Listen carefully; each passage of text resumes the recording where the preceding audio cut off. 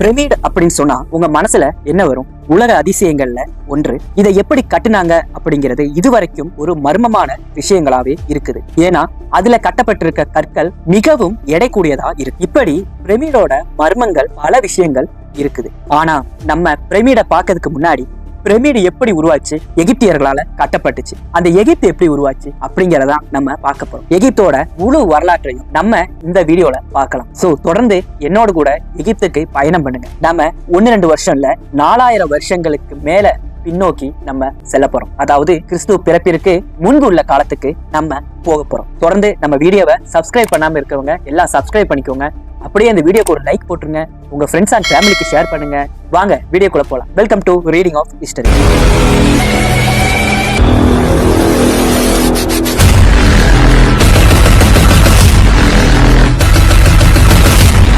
இந்த உலகம் தோன்றினது முதல் இதுவரைக்கும் பல நாடுகள் வந்துட்டு போயிருக்கு. சில நாடுகள் இருக்கிற அட்ரஸ் கூட தெரியாத அளவுக்கு அழிந்து போயிருக்கு. ஆனா இதுல எல்லாத்தையும் தாண்டி காலமே பயப்படுற அளவுக்கு ஒரு பெரிய ஒரு ஜெனரேஷன் இருந்திருக்கு. அதோட பேரு தான் எகிப்து. இந்த பெயரை கேட்ட உடனே நம்ம மனசுல என்னெல்லாம் ஓடும்? முதல்ல வரக்கூடியது பிரமிடு தான் வரும்.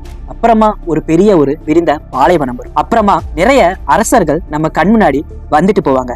ஆனா உயிரோட இல்ல, மம்மிகளா வந்துட்டு போவாங்க. சோ இந்த பிரமிடை பற்றி நம்ம படிக்கிறதுக்கு முன்னாடி எகிப்துனா என்ன அப்படிங்கிறத நம்ம புரிஞ்சுக்கணும். அதுதான் ரொம்பவும் முக்கியம். சிந்து சமவெளி நாகரிகம் மாதிரி இந்த எகிப்தும் ஒரு நாகரிகமான ஒரு நாடு. நைல் நதியில இவங்களோட வாழ்க்கை தொடங்குது. நைல் நதியில உள்ள தண்ணீர் எடுத்து இவங்க வேளாண்மை செய்யறாங்க. தங்களுக்கு தேவையான பொருட்களை விளைய செய்யறாங்க.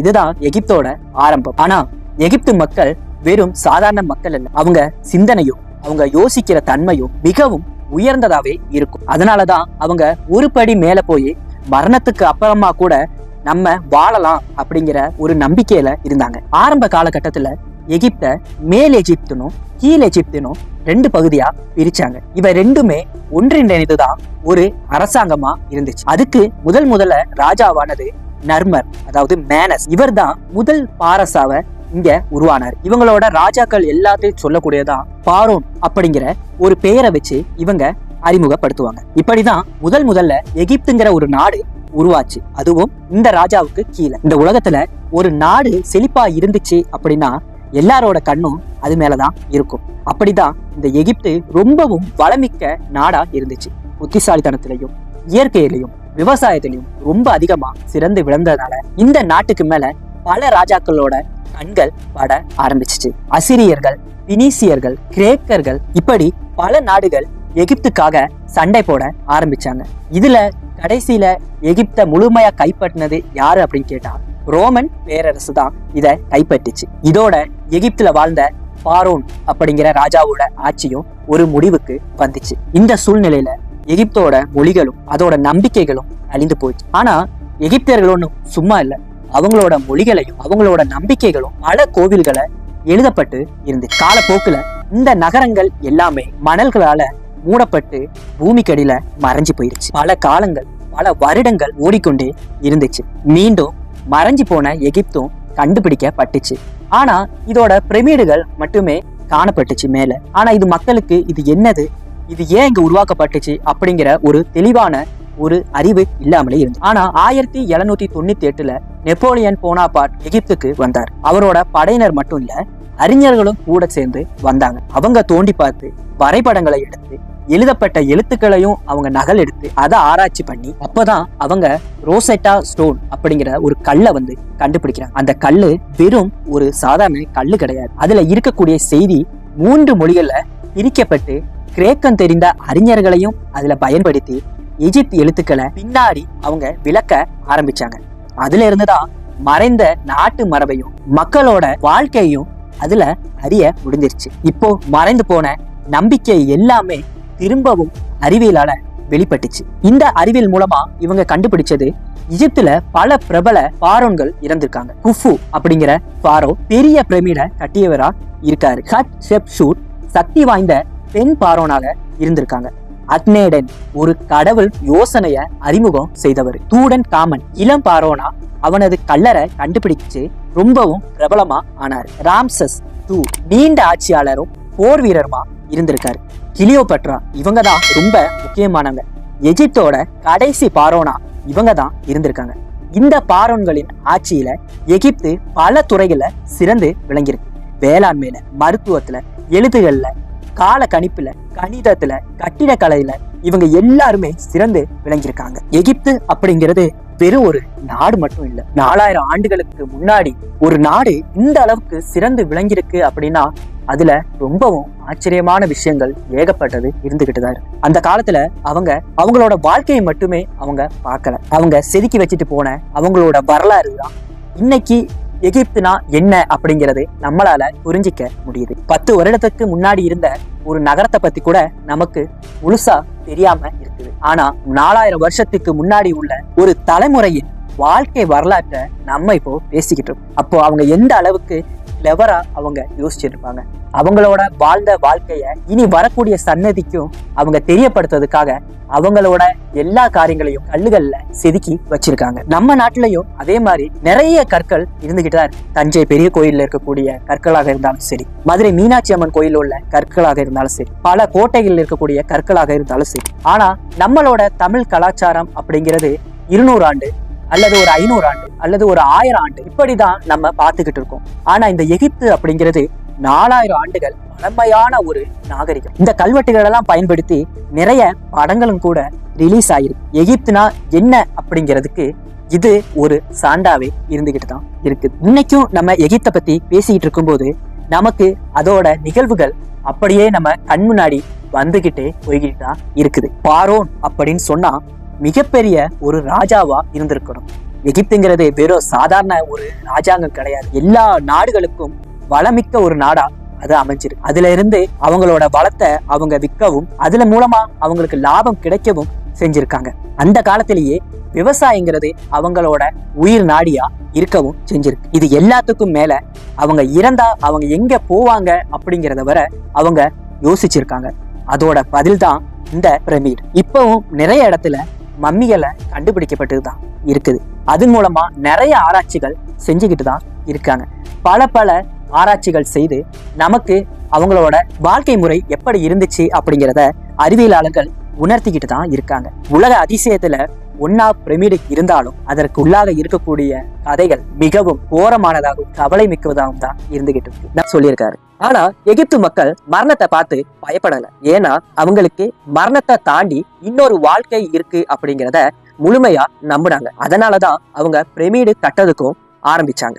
மரணத்தை தாண்டியும் நான் வாழ்வேன் அப்படிங்கிறத நம்பின ஒரே ஒரு நாகரிகம் அப்படின்னா அது எகிப்து நாகரிகம் மட்டும்தான். அதுக்கான பதில் தான் இந்த கற்களால் கட்டப்பட்ட பிரமிடு. பிரமிட நம்ம ஒரு கல்லறைன்னு கூட சொல்லலாம். ஏன்னா அது உள்ளுக்க வைக்கப்பட்டது மனிதனோட உடல் தான். அந்த உடலை பாதுகாக்கிறதுக்காகவும் மரணத்திற்கு பிறகு அவங்களோட ஆன்மாக்கு ஒரு உடல் தேவை. அதனாலதான் அவங்களோட உடலையும் பதப்படுத்தி அவங்க பிரமிடுக்குள்ள வச்சாங்க. அதுவும் 1-2 வருஷம் இல்ல, 4000 வருஷத்துக்கு அப்புறம் கூட அவங்களோட உடல் அழியாம தான் இருக்குது. இந்த ஒரு விஷயத்துல இருந்தே நம்ம தெரிஞ்சுக்கலாம் எகிப்தியர்கள் அவங்களோட உடலை பதப்படுத்துறதுக்கு எந்த அளவுக்கு அவங்க அதை கவனமா கையாண்டிருக்காங்க அப்படிங்கிறத நமக்கு தெரிய வரும். உடல்ல இருக்கக்கூடிய மூளை, இருதயம், கல்லீரல், குடல் இது எல்லாத்தையுமே அவங்க செப்பரேட்டா ஒரு ஜாடியில அடைச்சு வைக்கிறாங்க. ஏன்னா இது மரணத்துக்கு பிறகு இந்த முக்கியமான உறுப்புகள் அவங்களுக்கு தேவைப்படும். அதற்கு அப்புறமா இந்த உடலை அவங்க பதப்படுத்துறாங்க.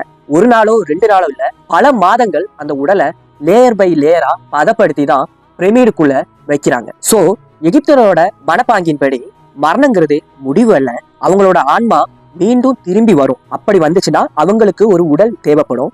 அந்த உடல் தான் பாதுகாப்பா இருக்கணும் அப்படின்னு சொல்லி உடலை மம்மியாக மாற்றி பிரமிடுக்குள்ள வச்சு பாதுகாத்தாங்க. அந்த பிரமிடு தான் காலத்தால கூட அழிக்க முடியாம உலக அதிசயங்கள்ல ஒன்னா இப்பவும் நம்மளால அதை பார்க்க முடியுது. இந்த பிரமிடோட பயணம் எப்ப தொடங்கிச்சு அப்படின்னா ஆரம்ப காலகட்டத்துல மஸ்தப்பா அப்படிங்கிற ஒரு சமதள கல்லறை தான் இவங்க உருவாக்குறாங்க. அந்த உருவாக்கத்துல அரசர்களோட உடல்களை அந்த மஸ்தப்பா அப்படிங்கிற கல்லறையில தான் பதப்படுத்தி இருக்காங்க. காலப்போக்குல அரசர்கள் அவங்கள கடவுளோட பிரதிநிதி அப்படிங்கிற ஒரு எண்ணத்துக்குள்ள வந்தாங்க. அதனாலதான் அவங்களோட எண்ணம் எப்படி உயர்ந்துகிட்டே போச்சோ அதே மாதிரி பிரமிடோட உயரமும் கூடிக்கிட்டே போச்சு. அதுக்கப்புறமா தான் அவங்க படிக்கட்டு வச்சு பிரமிடுகளை உருவாக்க ஆரம்பிச்சாங்க. இப்ப வரைக்கும் பிரமிட்ல கண்டுபிடிக்கப்பட்ட எல்லா உடல்களுமே ஒரு அரசர்களோடது, ஒரு பிரபலமான நபரோடது அப்படின்னு தான் கண்டுபிடிச்சுக்கிட்டு இருக்காங்க. அது நம்ம எப்படி தெரிஞ்சுக்கலாம் அப்படின்னா பிரமிடுல அவங்களோட உடலை சும்மா ஒண்ணும் வைக்க மாட்டாங்க. அந்த உடலுக்கு மேல வரக்கூடிய ஒரு பாக்ஸ், அந்த பாக்ஸுக்கு மேல இன்னொரு பாக்ஸ், இப்படி 3 அடுக்கு 4 அடுக்கு அளவுல தான் பாக்ஸுகளை வச்சு அவங்கள அடக்கம் பண்றாங்க. அந்த பாக்ஸ் எல்லாமே தங்கத்தினாலையும் உலோகங்களாலையும் செய்யப்பட்டு இருக்கு. இதை வச்சு அவங்க அரசர்களா இல்ல அடிமைகளா இல்ல ரொம்பவும் கீழ் சார்ந்தவங்களா அப்படிங்கிறத ஈஸியா கண்டுபிடிக்க முடியும். பிரமிடு வெறும் கட்டிடம் மட்டும் இல்ல, வெறும் உலக அதிசயத்துல ஒண்ணு மட்டும் இல்ல, அது ஒரு கணித தீர்வு அப்படிங்கிறது ஆராய்ச்சியாளர்களோட கூற்று. ஏன் அப்படி சொல்றாங்க அப்படின்னா, 4000 வருடங்களுக்கு முன்பே 4 திசைகளையுமே அவங்க துல்லியமா கணிச்சிருக்காங்க. அதாவது கிழக்கு, மேற்கு, தெற்கு, வடக்கு, இப்படி 4 திசைகளையுமே அவங்க கண்காணிச்சு பிரமிட கட்டியிருக்காங்க. இன்னைக்கு இருக்கக்கூடிய கருவிகளால கூட இந்த அளவுக்கு துல்லியமா கணிக்கவே முடியாது. எகிப்தியர்கள் வானத்தையும் ரொம்ப அழகா கவனிச்சு நட்சத்திரங்கள் போயிட்டு வரக்கூடிய திசையும் சூரியன் உதிச்சு மறைகிற திசையும் இது எல்லாத்தையுமே காலத்தால அளந்து அதன் மூலியமா தான் பிரமிட கட்டியிருக்காங்க. இதனாலதான் அறிவியலாளர்கள் எல்லாரும் சொல்றது எகிப்தியர்கள் கணிதத்துல ரொம்பவும் தேர்ச்சி பெற்றவர்களா இருந்திருக்காங்க. ஆராய்ச்சியாளர்கள் கூட இன்னைக்கு வரைக்கும் பிரமிட முழுசா புரிஞ்சிக்கவே முடியல. சமீப காலத்துல நிறைய ஆராய்ச்சியாளர்கள் நிறைய விஷயங்களை கண்டுபிடிச்சாங்க. ஆனா அவங்க இப்ப இருக்கக்கூடிய டெக்னாலஜி அளவுல அவங்க ஈஸியா கண்டுபிடிச்சிருக்கலாம். ஆனா அவங்களால இன்னுமே பிரமிடோட உள்ள அல்லது அடிப்பாகத்துல என்ன இருக்குங்கிறத இது வரைக்கும் அவங்களால கண்டுபிடிக்கவே முடியல அப்படிங்கறதுதான் உண்மையான விஷயம். இப்போ ரீசெண்டா கிடைச்ச ஆராய்ச்சி மூலமா கிரேட் பிரமிடுக்கு உள்ள மனிதர்கள் நுழைய முடியாத அளவுக்கு ஒரு நீளமான பாதை இருக்குது அப்படிங்கிறத ஸ்கேன் தொழில்நுட்பம் மூலமா கண்டுபிடிச்சிருக்காங்க. இது ஒரே ஒரு விஷயத்த மட்டும்தான் நமக்கு தெளிவா சொல்லுது. எகிப்தியர்கள் நம்ம நினைப்பதை விடவும் இன்னும் ஃபியூச்சர்ல வாழ்ந்திருக்காங்க அப்படிங்கிறதுதான் உண்மையான விஷயம். சில ஆராய்ச்சியாளர்கள் என்ன சொல்றாங்கன்னா, பிரமிடுக்கு கீழே இன்னும் பெரிய பெரிய கட்டடமைப்புகள் இருந்திருக்கலாம் அப்படின்னு ஒரு டவுட் மூலியமா தான் சொல்றாங்களே தவிர அதை நிரூபிக்கல. ஆனா இத்தனை வருஷம், அதாவது 4000க்கு மேல வருஷம் கழிந்தும் கூட இன்னைக்கும் புதிய கேள்விகளை இந்த பிரமிடு நம்ம கிட்ட எழுப்பிக்கிட்டு தான் இருக்குது. புதிய ஆராய்ச்சியாளர்கள் வராங்க, புதிய ஆராய்ச்சிகள் பண்றாங்க. ஆனா இது வரைக்கும் பிரமிட முழுசா யாராலையுமே புரிஞ்சிக்கவே முடியல. பிரமிடு கட்டப்பட்ட டைம்ல அங்க வேலை செஞ்சவங்க எல்லாருமே அடிமைகள் தான் அப்படிங்கிற ஒரு கூற்று இருந்துகிட்டே இருந்துச்சு. அந்த கூற்று கூட இப்போ அது தவறு அப்படிங்கிறது வெளிப்பட்டிருக்கு. ஏன் அப்படின்னா, பிரமிடுக்கு பக்கத்திலேயே கண்டுபிடிக்கப்பட்ட தொழிலாளர்களின் கல்லறைகளும் இருக்கு. அவங்க ரொம்ப மரியாதையுடன் வாழ்ந்தவர்கள் அப்படிங்கிறது கண்டுபிடிச்சிருக்காங்க. ஏன்னா அவங்களுக்கு உணவு, மருத்துவம், தங்குமிடம் எல்லாமே வழங்கப்பட்டுச்சு. அப்போ இந்த விஷயத்துல இருந்து நம்ம என்ன தெரிஞ்சுக்கலாம்னா, பிரமிடு கட்டுறதுக்கு வலுக்கட்டாயமா யாரையுமே கூட்டு வந்து கட்ட வைக்கல. அவங்களும் இது ஒரு நம்பிக்கைக்குரிய செயல். இந்த பிரமிடு கட்டுறது அவங்களோட கடமை அப்படிங்கிறத அவங்க நினைவு கூர்ந்து அவங்க வேலை செஞ்சிருக்காங்க. இது எல்லா விஷயத்தை விடையும் மிகவும் சிறப்பான ஒரு விஷயம் என்னன்னா, அந்த காலத்துல அவ்வளவு பெரிய பிரமிட அவங்க கட்டும்போது இயற்கைய எந்த அளவுலையும் அவங்க அழிக்கல. இதுதான் உண்மை. ஏன்னா ஒவ்வொரு கல்லும் பல டன் எடையோடதா இருந்திருக்கு. அந்த கற்களை எல்லாத்தையுமே அவங்க நைல் நதி மூலமா கொண்டு வந்திருக்காங்க. இது அறிவியல் மூலமா நிரூபிக்கப்பட்டிருக்கு. இந்த பிரமிடும் இயற்கைய சூழ்ந்துதான் அமைக்கப்பட்டிருக்கு. அதாவது இயற்கைக்கு ஒத்ததா அமைக்கப்பட்டிருக்கு. ஏன் இப்படி சொல்றோம் அப்படின்னா, பிரமிடோட அடிப்பகுதி பூமியிலையும் அதோட உயரமான பகுதி, அதாவது ஒரு கூம்பு வடிவத்துல இருக்கக்கூடிய பகுதி வானத்தையும் நோக்கி இருக்கு. இது அவங்களோட நம்பிக்கைய குறிக்கிறதா இருக்குது. அதாவது அந்த உச்சி பகுதி அவங்களோட கடவுளை நோக்கி இருக்கிறதாட்டு அவங்க கருதி இருக்காங்க. சூரியன் உதிக்கும் போது அதனோட ஒளி பிரமிடு மீற விழும். அந்த ஒளியே அரசனின் ஆன்மா வழி நடத்தும் அப்படிங்கிறத நம்பிக்கையா அவங்க கொண்டு இருந்திருக்காங்க. இன்றும் உலக பிரமிடுகளை நோக்கி திரும்பி பார்க்குது. காரணம் அது ஒரு மர்மம் அல்ல, அது ஒரு கேள்வி. மனிதன் மரணத்தை எப்படி எதிர்கொள்கிறான் அப்படிங்கிறதுக்கான பதில் தான் பிரமிடு. ஆயிரக்கணக்கான ஆண்டுகளுக்கு பிறகும் கூட விஞ்ஞானிகளால அது உள்ள என்ன பாதைகள் இருக்குது, என்னென்ன வசதிகளோட இருந்திருக்காங்க அப்படிங்கிறத கண்டுபிடிக்கவே முடியல. இந்த இடத்துல இன்னொரு முக்கியமான கேள்வி நமக்கு எழும்புது. இத்தனை பெரிய திட்டத்தை செயல்படுத்தியது யார்? அந்த சமூக அமைப்பு எப்படி வேலை செஞ்சிச்சு? அந்த மனிதர்களின் வாழ்க்கைய, அவர்களின் உழைப்ப அவர்கள் யாருக்காக இதை கட்டினார்கள்? கற்களை பயன்படுத்தி இருக்காங்க. எகிப்தியர்கள் ஒவ்வொரு பகுதிக்கும் தனித்தனி வகையில கற்களை திட்டமிட்டு அதை செலக்ட் பண்ணி தான் பிரமிட கட்டியிருக்காங்க. பிரமிடோட உள்பகுதியில, அதாவது அடிப்படை கட்டமைப்புல அதிகமா பயன்படுத்தப்பட்டது சுண்ணாம்புக்கள் தான். இந்த கற்கள் பெரும்பாலும் கிசா பகுதியை சுற்றி உள்ள உள்ளூர் குவாரிகளில இருந்து கட் பண்ணி எடுத்துட்டு வந்திருக்காங்க. இந்த சுண்ணாம்பு கற்கள் வெட்டதுக்கு ரொம்பவும் எளிமையா இருக்கும். ஆனா இந்த சுண்ணாம்பு கற்களுக்கு ஒரு கல்லுக்கு மேல இன்னொரு கல் அடுக்கப்பட்டதுக்கு அப்புறமா ரொம்பவும் ஸ்ட்ராங்கான கல்லா அது மாறும். இதுதான் அந்த கல்லோட பெருமையான ஒரு தன்மை. பிரமிடோட உள்ள இருக்கக்கூடிய முக்கிய அறைகள் எல்லாமே, அதாவது குறிப்பா பார்வோன் அடக்கம் செய்யப்பட்ட அறைகள் இருக்குல்ல, அந்த அறைகள்ல சாதாரண கற்கள் பயன்படுத்தப்படல. அங்க பயன்படுத்தப்பட்டது மிகவும் கடினமான கிரைனைட் கற்கள். இந்த கிரைனைட் கற்கள் கிசாவுல எங்கேயுமே கிடைக்காது. இது சுமார் 800 கிலோமீட்டர் தொலைவில் இருக்கக்கூடிய அஸ்வான் அப்படிங்கிற ஒரு இடத்துல இருந்து கொண்டு வரப்பட்டுச்சு. இந்த கிரைனைட்டோட எடை எவ்வளோ இருக்கும்னா 2 டன்ல இருந்து 15 டன் வரைக்கும் இருக்கும். 2000 கிலோல இருந்து 15000 கிலோ வரைக்கும் இருக்கும் அப்படிங்கிறத கால்குலேட் பண்ணியிருக்காங்க. இவ்வளவு பெரிய கற்களை அந்த காலத்துல இத்தனை தூரம் கொண்டு வந்ததே ஒரு பெரிய ஒரு அதிசயம். நம்ம பிரமிட பார்க்க தொடங்குனதுல இருந்து இது வரைக்கும் எகிப்தியர்கள் நம்மளை ஏக்க வச்சுக்கிட்டு தான் இருக்காங்க. இதுக்கப்புறமா பிரமிடோட வெளிப்புறத்துல மூடிய அழகான வெள்ளை மேற்பரப்பு இருக்கு. அதாவது இப்ப நம்மளால அதை பார்க்க முடியாது. ஆனா பல 100 ஆண்டுகளுக்கு முன்னாடி இதுக்கு மேல இருந்தது வெள்ளையான தோற்றத்துலதான் இருந்திருக்கு. அந்த மிக உயர்தரமான வெள்ளை சுண்ணாம்பு கற்கள் பயன்படுத்தப்பட்டுச்சு. இந்த கற்கள் கெய்ரோ அருகே உள்ள தூரா என்ற இடத்துல இருந்து எடுக்கப்பட்டுச்சு. சூரிய ஒளி இதுல விழும்போது இந்த கற்கள் பிரமிடை மின்னும் மலை போல காட்டியதா பழங்கால வரலாற்று ஆசிரியர்கள் பதிவு செய்திருக்காங்க. ஆனா நம்ம இன்னைக்கு பார்க்கும்போது மங்கலான பிரமிடுகளை தான் பார்க்க முடியுது. ஏன்னா அது காலப்போக்குல வெளியில இருந்த அந்த சுண்ணாம்பு கற்கள் எல்லாமே கலன்று ஒன்றுக்கு மேல ஒன்று உடைந்து கீழே விழுந்து போயிருச்சு. இது இயற்கையால கூட இருக்கலாம். இந்த கற்கள் எல்லாம் எப்படி கொண்டு வரப்பட்டுச்சு அப்படிங்கிறது முக்கியமான ஒரு கேள்வியா இருக்குது. அதற்கு பதில் வேற எங்கேயுமே போக வேண்டாம். அதுக்கு பதில் நைல் நதி தான். நைல் நதி எகிப்துக்கு ஒரு விவசாயத்துக்கான மட்டும் காரணம் இல்லை, அது மிகப்பெரிய போக்குவரத்து பாதையாகவும் இருந்திருக்கு. வெள்ள காலங்கள்ல இந்த கனமான கற்களை பெரிய மரப்படகுல ஏற்றி நதியின் வழியாக கட்டுப்பான இடத்திற்கு கொண்டு வந்தாங்க. பிறகு மணல் மற்றும் மர சரக்குகளை பயன்படுத்தி அவற்றை மெதுவா இழுத்து சென்றாங்க. சமீபத்திய ஆய்வுகள்ல மணலில் சிறிது நீர் ஊற்றினா உராய்வு குறைந்து கனமான கற்களை இழுப்பது எளிதாகும் என்பதையும் நிரூபிச்சிருக்காங்க. அதாவது மணலுக்கு மேல தண்ணியை ஊத்திட்டு அந்த கல்லை இழுக்கும் போது அதுவும் அந்த மணல் ஒரு வீல் மாதிரி ரொட்டேஷன் ஆகும். ஸோ கற்களை ஈஸியா நம்மளால கொண்டு போக, அதாவது மூவ் பண்ணதுக்கு ஈஸியா முடியும். விஞ்ஞானம் இல்லாத காலத்துல இவங்க எப்படி இந்த கற்களை வெட்டி எடுத்தாங்க அப்படிங்கிறதையும் நம்ம பார்க்கணும். இந்த கற்களை வெட்டி எடுக்கிறதுக்கு இவங்க செம்பு கருவிகளை பயன்படுத்தியிருக்காங்க. அதுக்கப்புறமா அந்த கற்கள்ல தண்ணி ஊத்தி அதுவும் மணலையும் போட்டு அந்த கற்களை வெட்டி எடுத்திருக்காங்க. இப்படிதான் அவ்வளவு பெரிய கற்களையும் புத்திசாலித்தனமாக அவங்க வெட்டி எடுத்து கொண்டு வந்திருக்காங்க. அதுவும் ஒரே அளவுல அந்த கற்கள் எல்லாமே இன்றளவிலும் காணப்பட்டு தான் இருக்குது. சரி, இப்போ பிரமிடோட கற்கள் எப்படி கொண்டு வரப்பட்டுச்சு, எந்த இடத்துல இருந்து எடுக்கப்பட்டுச்சு, அதை எப்படி வெட்டினாங்க, அதுக்கு அவங்க பயன்படுத்தின உலோகங்கள் என்ன, இது எல்லாத்தையுமே நம்ம பார்த்துட்டோம். நான் சொன்னேன்ல, நைல் நதி மூலமா தான் அந்த கற்கள் எல்லாம் கொண்டு வந்திருக்கு அப்படின்னு. அதுக்கு ஆதாரம் தான் இப்ப உள்ள காலங்கள்ல கண்டுபிடிக்கப்பட்டு இருக்காங்க. அதாவது பெரிய படகுகள் இந்த கற்களை ஏற்றி நதியின் வழியாக கட்டுமான இடத்திற்கு கொண்டு வந்தாங்க. இதுதான் உண்மையான ரீசன். இதுல கப்பல் சுவடுகளும் மற்றும் பழங்கால வரைபடங்கள் மூலமா இதை உறுதி செஞ்சிருக்காங்க. அடுத்த பெரிய கேள்வி, இந்த கற்களை மேல எப்படி எடுத்து சென்றிருப்பாங்க அப்படிங்கிறது ஒரு விஞ்ஞானிகளுக்குள்ள ரொம்பவும் குழப்பமான ஒரு கொஸ்டின். ஆனா இதுக்கு ஆன்சர் அவங்க எப்படி சொல்றாங்கன்னா, ராம் தியரி அப்படிங்கிற ஒரு தியரியை அவங்க முன்வைக்கிறாங்க. அதாவது மண் மற்றும் கற்களை கொண்டு மெதுவாக ஏறி செல்லும் சாய்வு பாதைகள் உருவாக்கப்பட்டுச்சு அப்படிங்கிறது. இது எப்படி இருக்கும்னா, நம்மளோட மேம்பாலம் எப்படி கீழே இருந்து மெதுவா மேல் நோக்கி ஏறி போகுதோ அந்த மாதிரி இவங்க மணலும் கற்களையும் பயன்படுத்தி கட்டுனாங்க அப்படின்னு சொல்லப்படுது. சிலர் என்ன சொல்றாங்கன்னா, நேரான ராம், அதாவது நேரான ராம் அப்படின்னு சொல்லப்பட்டா ரொம்ப தூரத்துல இருந்து ரொம்பவும் மெதுவா ஏறக்கூடிய அதே பாலத்தை போல உள்ள ஒரு அமைப்பு.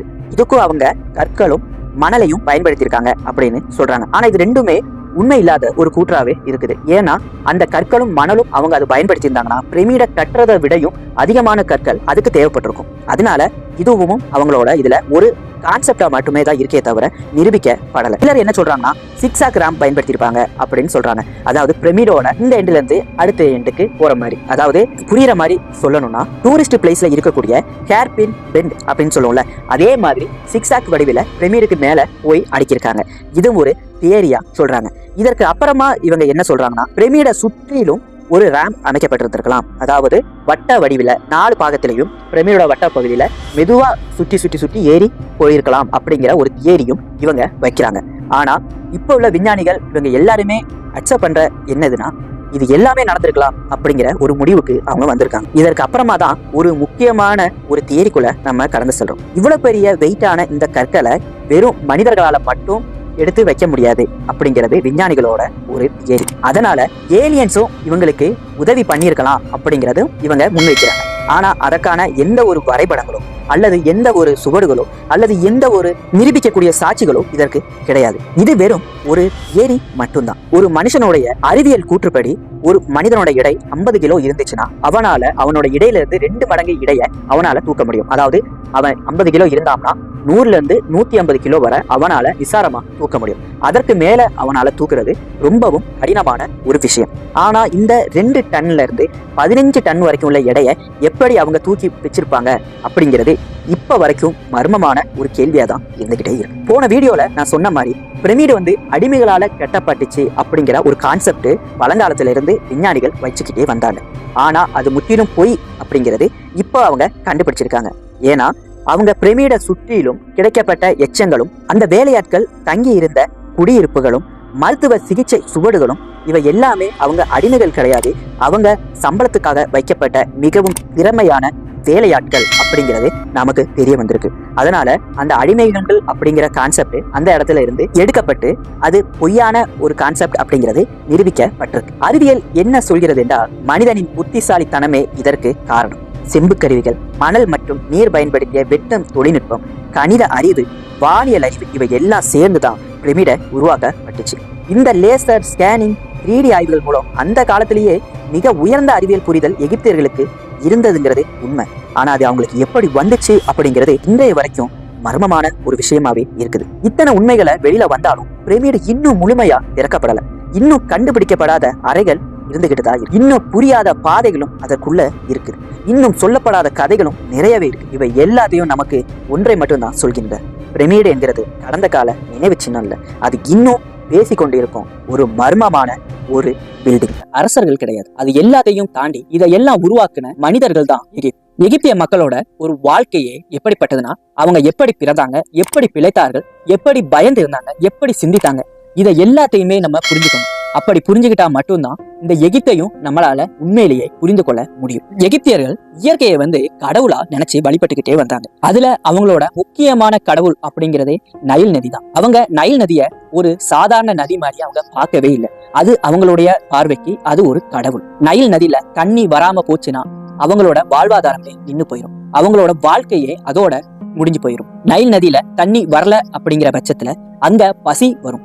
அதற்கு அப்புறமா அது நோயை கொண்டு வரும். அதுக்கப்புறமா அவங்களுடைய வாழ்க்கை மரணத்துல போய் முடியும். அதனாலதான் எகிப்தியர்கள் இயற்கைக்கு மேல ரொம்பவும் பயந்து இயற்கையை அவங்க கடவுளாவே பாவிச்சுட்டு வந்தாங்க. இந்த இயற்கையை அவங்க கடவுளா நினைச்சுக்கிட்டு வந்தனாலதான் அவங்களுக்கு கணக்கிடும் தன்மை ரொம்பவும் அதிகமா. ஏன்னா நைல் நதியில எப்போ வெள்ளம் வரும் அப்படிங்கிறத இவங்க நட்சத்திரங்களை பார்த்தும் சரியான கணக்கு போட்டும் இவங்க கவனித்து வந்தாங்க. இதனாலதான் எகிப்துல ஈஸியா கணக்குகளும் வானவியல் ஆராய்ச்சிகளும் நிறையவே செஞ்சிருக்காங்க. மனிதர்களுடைய வாழ்க்கை ஒரு கட்டமைப்பு மாதிரி இருந்துச்சு அப்படின்னு நான் சொன்னேன். அது எதனால அப்படின்னா இவங்களுடைய வாழ்க்கை மேல்புறத்துல இருந்து அப்படி கீழ் அடுக்கு நோக்கி வந்துகிட்டே இருக்கும். அதாவது உயர்ந்த இடத்துல இருக்கிறது பாரோ அப்படிங்கிற மன்னர், அவர் தான் முதல் அடுக்குல இருக்காரு. அதுக்கு கீழே பாத்தீங்கன்னா எழுதுவதற்கும் வாசிக்கிறதுக்கும் திறமையா பேசுறவங்களுக்கும் எகிப்துல நடுப்பகுதி கொடுக்கப்பட்டிருந்துச்சு. அதாவது பாரோவுக்கு கீழே அந்த எழுதுறவர்களும் அந்த வாசிக்கிறவர்களும் தான் யாருக்கு உணவு கொடுக்கணும், வேலை யாருக்கு கொடுக்கணும், தண்டனை யாருக்கு கொடுக்கணும் அப்படிங்கிறது எல்லாமே அவங்களோட கை கீழே தான் இருந்துச்சு. 3வது அடுக்குல இருந்தவங்க தான் மக்கள். அவங்க அடிமைகள் கிடையாது, ஆனா மன ரீதியில அவங்க அடிமைகள்.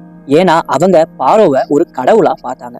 அவங்க செய்யக்கூடிய எல்லா வேலைகளுமே கடவுளுக்காக செய்கிறோம் அப்படிங்கிறத விரும்பி அவங்க நினைத்து அவங்க செஞ்சாங்க. அதனாலதான் அவங்க உடல் ரீதியா அடிமைகள் கிடையாது, ஆனா மன ரீதியா அவங்க பாரோவுக்கு கட்டுப்பட்டு அவங்க அடிமைகளா இருந்திருக்காங்க. பிரமிட கட்டியவர்கள் கூட அடிமைகள் இல்ல அப்படிங்கிறத நம்ம எபிசோட் 3ல கிளியரா பார்த்தோம். அவங்களும் அடிமைகள் கிடையாது, ஆனா மன விருப்பம் இல்லாம பாரோவுக்கு அவங்க கடமை மூலமா அவங்க வேலை செஞ்சிருக்காங்க. எகிப்தோட மக்களை 3 இதுல அவங்கள கட்டுப்படுத்தி வச்சிருந்தாங்க. 1 வரி, 2 கடமை, 3 கடவுளுக்கான சேவை. இந்த 3 விஷயங்களை வச்சு மக்களை மிகவும் கட்டுப்படுத்தி வச்சிருந்தாங்க. எகிப்து மக்களோட வாழ்க்கை எப்படி இருந்துச்சுன்னா காலையில வேலைக்கு போகணும், மத்தியானம் கொஞ்ச நேரம் ரெஸ்ட், அதாவது சாப்பிடுறதுக்கும் உணவுக்கும், மாலை நேரத்துல வீட்டுக்கு வந்துருவாங்க. அவங்களுடைய உடல் வலியும் அவங்களுக்கு தேவையான சாப்பாடும் சாப்பிட்டுட்டு திரும்பவும் அவங்க படுக்க போயிடுவாங்க. ஆனா அந்த இரவு நேரங்கள்ல அவங்க நினைக்கிறது ஒண்ணுதான், நாளைக்கு என்ன நடக்கும் அப்படிங்கிற பயம் அவங்களுக்கு ரொம்பவே இருந்துகிட்டே இருந்துச்சு. ஆனா எகிப்தியர்கள் பெண்களை ரொம்பவும் கௌரவமா நடத்தியிருக்காங்க. அந்த காலத்துல முன்னேறிய சமூகம் அப்படிங்கிறது பெண்கள் தான். பொருளாதார உரிமை பெற்றிருந்தாங்க, சொத்து வைத்திருக்கலாம், அவங்களுக்கு வியாபாரம் செய்யலாம், விவாகரத்தும் செய்யலாம். அந்த காலத்துல இது ஒரு புரட்சியாவே எகிப்துக்குள்ள இருந்துகிட்டே இருந்துச்சு. ஆனா சமூக அழுத்தம் அவங்களுக்கு ரொம்பவே அதிகமா இருந்துச்சு. ஏன்னா ஒரு பெண் அப்படின் போது கண்டிப்பா அவங்க தாய் ஆகியே ஆகணும். அவங்க எகிப்தியர்களுடைய வம்சத்தை தலைக்க வைக்கணும் அப்படிங்கிறது தான் அவங்களோட கட்டளை. என்னதான் பெண்களுக்கு இவ்வளவு சுதந்திரம் இருந்தாலும் அவங்க கண்டிப்பா ஒரு குழந்தைக்கு தாய் ஆகியே ஆகணும் அப்படிங்கிற ஒரு கட்டுப்பாடு கண்டிப்பா எகிப்தியர் மக்கள் கிட்ட இருந்துச்சு. எகிப்து மக்கள் வெறும் கணிதத்துக்கும் வானவியலுக்கும் மாத்திரம் அவங்க பெரிய ஆள் கிடையாது.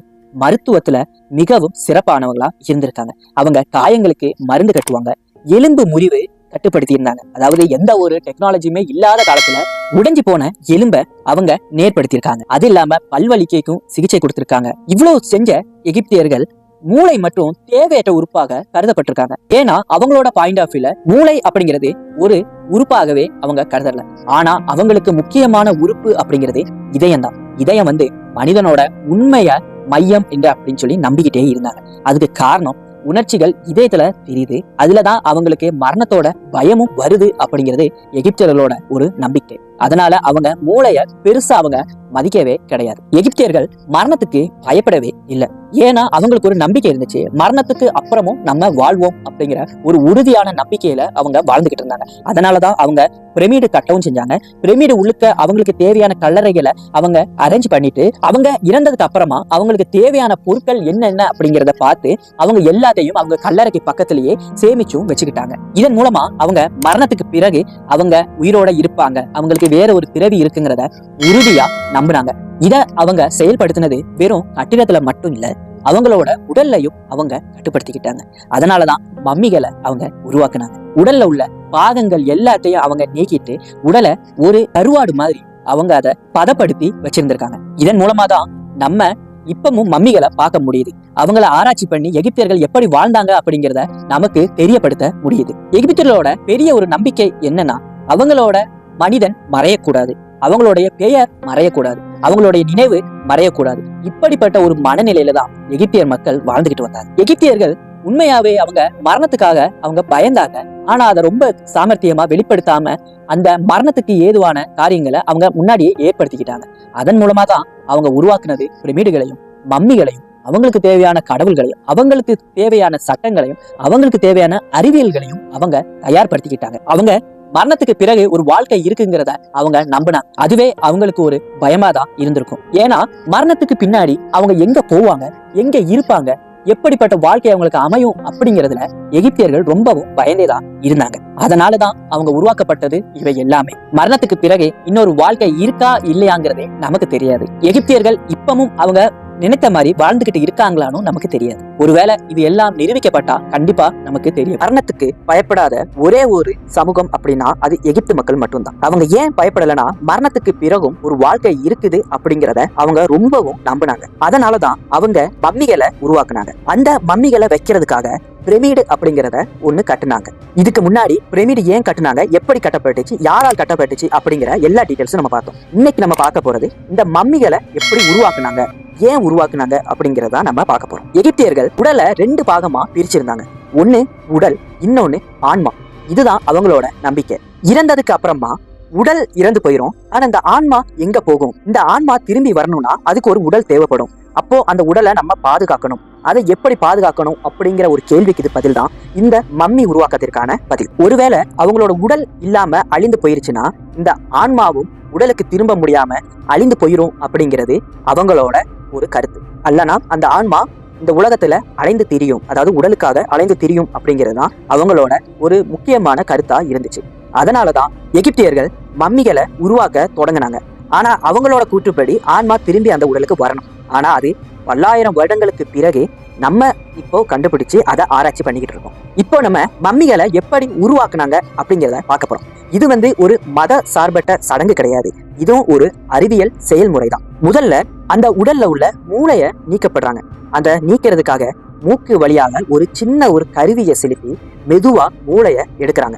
இதுவரைக்கும் நமக்கு கிடைத்த எல்லா மம்மிகளோடையும் தலை எந்த பக்கமும் வெட்டப்படலை. சோ அவங்க எப்படி மூளையை உள்ள இருந்து எடுத்தாங்க அப்படின்னா இந்த மூக்கின் வழியா தான் ஒரு கருவியை செலுத்தி எடுக்கப்பட்டது. ஆனா எகிப்திலோட நம்பிக்கைப்படி மூளைங்கிறது அவங்களுக்கு ஒரு தேவையற்ற, அதாவது முக்கியமில்லாத ஒரு உறுப்பாதான் அவங்களுக்கு இருந்தது. அதுக்கப்புறமா உடலில இருக்கக்கூடிய உள் உறுப்புகள், அதாவது கல்லீரல், நுரையீரல், வயிறு, குடல், இது எல்லாத்தையுமே அவங்க நீக்கி தனித்தனி கானோபிக் ஜார் அப்படிங்கிற ஒரு கண்ணாடி பாட்டிலுக்குள்ள அடைச்சி வச்சிடறாங்க. இதுக்கு அப்புறமா உடல் முழுவதுமே நாட்ரோன் என்ற உப்பு பயன்படுத்தி 40 நாள் வரைக்கும் அதை அப்படியே உலர்த்தப்படுறாங்க. உலர்த்தப்படுறது அப்படின்னா நம்ம கருவாடு எல்லாமே செய்வோம்ல, அதே மெத்தட் தான் இங்கேயும் அவங்க பயன்படுத்துறாங்க. இந்த 40 நாள் முடிந்ததுக்கு அப்புறமா உடலை துணிகளால சுட்டப்படுறாங்க. ஆனா வெறும் துணிகளால இல்ல, பட்டாடை, அதுவும் நூற்றுக்கணக்கான மீட்டர் நீளமுள்ள பட்டாடையை வச்சு இந்த உடலை முழுவதுமா சுற்றுறாங்க. இதற்கு அப்புறமா அந்த துணியில மந்திரங்கள் எழுதப்பட்டுக்கிட்டே இருக்கு. இந்த மந்திரங்கள் எங்க இருந்து வந்துச்சு அப்படின்னா புக் ஆஃப் தி டெட் அப்படிங்கிற ஒரு புக்ல இருந்து ஒரு வழிகாட்டியா இந்த புக் இருக்கு அவங்களுக்கு. அந்த புக்ல உள்ள மந்திரங்கள் அவங்களுக்கு எழுதப்பட்டுக்கிட்டே இருக்குது. இது வரைக்கும் நீங்க பார்த்ததுல எல்லா உறுப்புகளையும் நீக்கின எகிப்து மக்கள் இதயத்தை மட்டும் அவங்க எடுக்கவே இல்லை. அது ஏன் அப்படின்னா மரணத்துக்கு பிறகு ஒரு ஜட்ஜ்மெண்ட் டே வரும். அதாவது அவங்க செஞ்சக்கூடிய நல்ல காரியங்களும் பாவங்களும் வச்சு ஒரு ஜட்ஜ்மெண்ட் வரும். இது ஒரு நம்பிக்கை அவங்களுக்கு இருக்குது. இந்த நம்பிக்கை மூலமா அவங்களோட இதயம் மட்டும் ஒரு இறகோட எடை போடப்படும். அதாவது ஒரு தராசுல இதயத்தையும் இன்னொரு தராசுல ஒரு பறவையோட ஒரு இறகையும் வச்சு எடை போடுவாங்க. அந்த டைம்ல இதயத்தை விட இறகு வெயிட்டா கீழே இறக்கி போச்சுன்னா அவங்க பாவம் செய்யல, அவங்களோட இதயம் சுத்தமா இருக்கு அப்படிங்கிறது அவங்களோட நம்பிக்கை. அதுவே இதயத்தை விட இறகு மேலமாக்க உயர்ந்துச்சுன்னா இதயம் வெயிட் அதிகமா இருக்கு, அதனால அவங்க பாவம் செஞ்சவங்க அப்படிங்கிறது அவங்களுக்கு புரியும். இதன் மூலமா அவங்களுக்கு தண்டனை கிடைக்கும் அப்படிங்கிறது எகிப்து மக்களோட ஒரு நம்பிக்கை.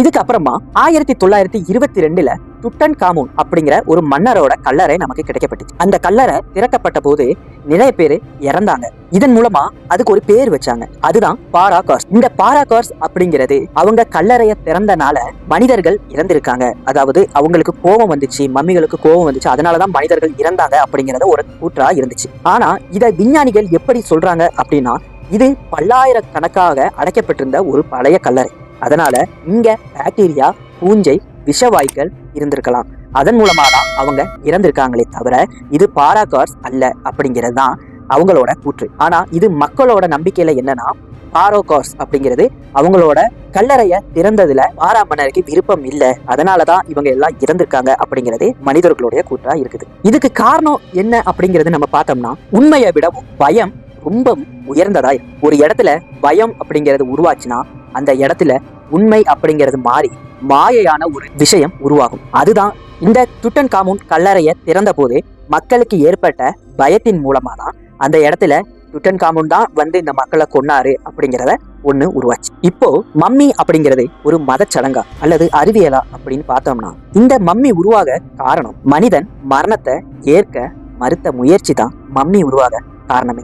எந்த ஒரு மனுஷனும் மரணத்தை விரும்ப மாட்டான், மரணத்தை பார்த்து பயப்படுவான். ஆனா இந்த இடத்துல அவங்க மரணத்தை பார்த்து பயப்படல, ஆனா அவங்க மரணத்தை விரும்பல. அதனாலதான் மரணத்துக்கு பிறகும் அவங்க வாழணும் அப்படின்னு சொல்லி எகிப்தியர்கள் உருவாக்குனதுதான் மம்மி. அறிவியல்லையும் கணக்கிலையும் வானியலில் மிகவும் தேர்ச்சி பெற்ற ஒரு சமூகம் தான் எகிப்தியர்கள். அவங்களே தான் மரணத்தையும் தாண்டி ஒரு வாழ்க்கை இருக்கு, அதுக்கு நம்மளை தயார்படுத்திக்கணும் அப்படிங்கிற ஒரு மைண்ட் செட்லயே அவங்க வாழ்ந்துருக்காங்க. எகிப்துங்கிற ஒரு நாகரிகம் பல கேள்விகளையும் எழுப்பிக்கிட்டுதார், பல தகவல்களையும் தினமும் நமக்கு தந்துகிட்டுதார். நாம எல்லாரும் சொல்றோம் பிரமிடு உள்ளுக்க இருக்கிற மம்மிகள் அவங்க உலகத்தை விட்டு இறந்ததுக்கு அப்புறமா அவங்களுக்கு மறுவாழ்வு இருக்குது அப்படின்னு நம்பிக்கையில அவங்க பிரமிடை கட்டி அது உள்ளுக்க அரசர்களையும் பெரிய பெரிய தலைவர்களுக்குள்ள மம்மிய செஞ்சு வச்சிருக்காங்க அப்படின்னு நம்ம நினைக்கிறோம். ஆனா இதுல எது உண்மை அப்படிங்கிறது அந்த எகிப்தியர் மக்களுக்கு மட்டும்தான். ஏன்னா அவங்க மரணத்துக்காக அவங்க பயப்படல, ஆனா அவங்க அரசர்களுக்கு கீழ்ப்படிந்திருந்தாங்க, அவரோட உத்தரவை அப்படியே செய்யவும் கூடவும் செஞ்சாங்க. சொல்லப்போனா இதே விஷயம் ஹிட்லர் வாழ்க்கையில நடந்துச்சு. ஹிட்லர் மேல உள்ள பயத்தினால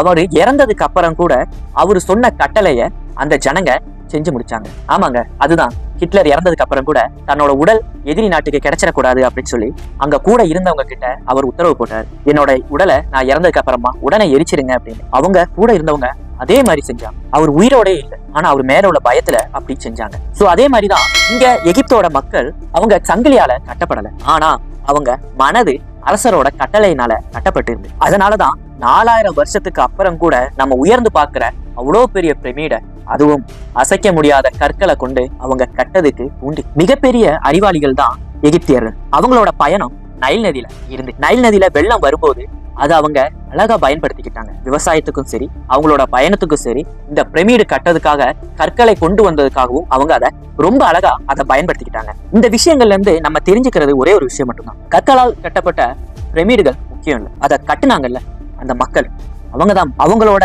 அந்த சிந்தனை தான் முக்கியம், அவங்களோட அந்த அறிவு தான் முக்கியமான ஒரு விஷயமா இருக்கு. இயற்கை மனிதர்களுக்கு நிறைய விஷயங்களை கற்றுக் கொடுத்துக்கிட்டு இருக்கு.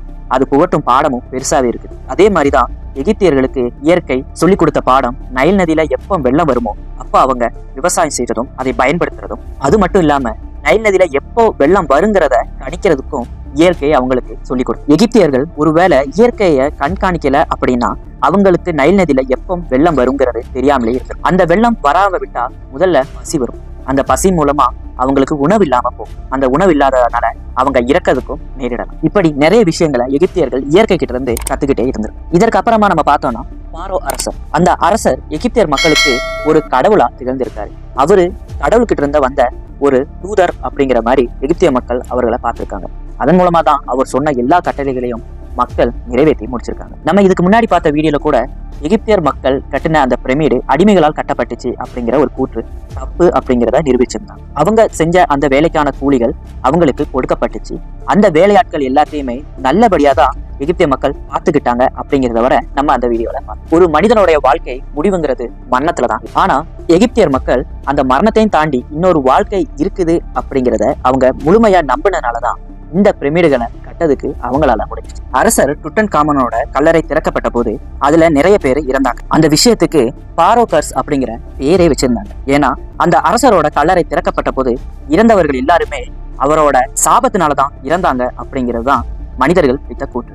ஆனா விஞ்ஞானம் என்ன சொல்லுதுன்னா அதுல உள்ள நுண்ணுயிர்கள், ஏன்னா 4000 வருஷமா அந்த கல்லறை திறக்கப்படவே இல்லை, அதுக்கப்புறம் தான் திறக்கப்பட்டிருக்கு. அதனால அதுல இருக்கக்கூடிய நுண்ணுயிர்களும் பழைய காற்றுகளும் தான் மனிதர்களை கொன்றுக்கு அப்படிங்கிறது விஞ்ஞானிகளோட கருத்து. ஆனா இதுதான் விஞ்ஞானத்தினால நிரூபிக்கப்பட்டுச்சு. இதுல இருந்து இப்போ மக்களுக்கு நிறையவே பயத்துலதான் இருந்துகிட்டு இருக்காங்க. ஆனா நம்மளோட பயணம் எங்க தொடக்கப்பட்டுச்சு, பிரமிடு எப்படி உருவாக்கப்பட்டுச்சு அப்படிங்கிறத நம்ம கேட்டோம். ஆனா இப்போ எகிப்து எப்படி உருவாச்சு, அதுல வாழ்ந்த அரசர்கள் எப்படி இருந்தாங்க, அவங்களோட கலாச்சாரங்கள் எப்படி இருந்துச்சு, அவங்க மரணத்தையும் தாண்டி வாழறதுக்கு என்னெல்லாம் பண்ணுனாங்க, எப்படி பிரமிடு கட்டப்பட்டுச்சு, யாரால் கட்டப்பட்டுச்சு, எங்க கல்லெல்லாம் கொண்டு வந்திருந்தாங்க அப்படிங்கிறத வர நம்ம நிறைய விஷயங்களை இந்த எபிசோட் ஃபுல்லாவே நம்ம பார்த்து முடிச்சிட்டோம். எகிப்து சொல்ற ஒரே ஒரு விஷயம் என்னன்னா, மரணத்துக்கு பிறகு நாம எங்க போவோம். எகிப்து கடந்த காலம் இல்ல, அது ஒரு கண்ணாடி. அந்த கண்ணாடியில் நாம் நம்மையே பார்க்கிறோம். ஒரு நாள் பிரமிடுகளும் மணல்ல புதைந்து போகலாம், ஆனால் மனிதர் தேடும் பதில் மாறாது. மரணம் என்ன, வாழ்க்கையின் அர்த்தம் என்ன, நான் ஏன் நினைவில் இருக்க வேண்டும், இந்த கேள்விகள் இருக்கும் வரை எகிப்தும் நம்ம கூட வாழ்ந்துகிட்டு தான் இருக்கும். அடுத்த ஒரு புதிதான ஒரு நாகரிகத்தோட நம்மளோட வீடியோவை நம்ம தொடரலாம். இப்போ நான் உங்களை விட்டு கிளம்புறேன். இந்த வீடியோக்கு மறக்காம ஒரு லைக் பண்ணிருங்க, உங்க ஃப்ரெண்ட்ஸ் அண்ட் ஃபேமிலிக்கு ஷேர் பண்ணுங்க, மறக்காம நம்மளோட சேனலை சப்ஸ்கிரைப் பண்ணிக்கோங்க. நன்றி, வணக்கம்.